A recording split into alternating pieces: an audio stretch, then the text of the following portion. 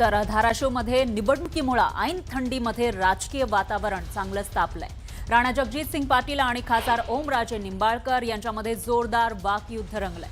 माझ्यावर टीका करायला काही मिळालं नाही की कुठल्या कारमधून फिरतो यावर चर्चा करतात, पण मी 12 गावचा पाटील आहे हे लक्षात ठेवा असा टोला राणा पाटलांनी निंबाळकरांना लगावला होता।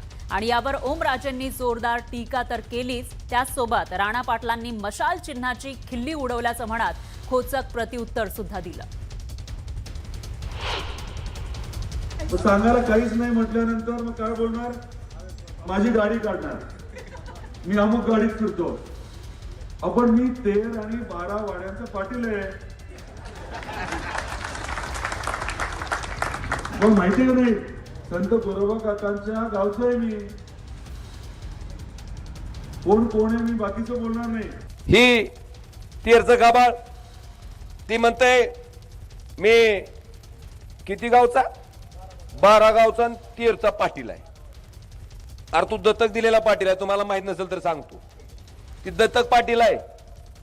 आमच्या राजे निंबाळकर कुटुंबाचं अर्धी इस्टेट आमचे पंजोबा भूपालराव राजे निंबाळकर हैदराबादला त्या ठिकाणी कोर्ट होता त्यावेळेस, त्या कोर्टाच्या तारखा करून ह्याला तिथं बसवलंय बाजीराव पाटलाला, ह्याच्या आज्याला। हा तेव्हा ती पाटीलकी मिळाली म्हणाव तुला, आणि त्यासाठी आमचे पैसे खर्च गेलेत राजे निंबाळकर कुटुंबाचे।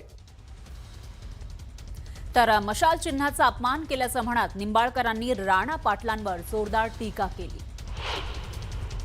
त्याला भवानी ज्योत म्हणतात त्या मशालीला, आणि त्या मशालीला ही नव्हतंय, त्याचा अपमान करतोय। त्याला काय म्हणला? मशालीला आईस्क्रीमचा कोण एकदा तोंडात घेऊन बघ म्हणो।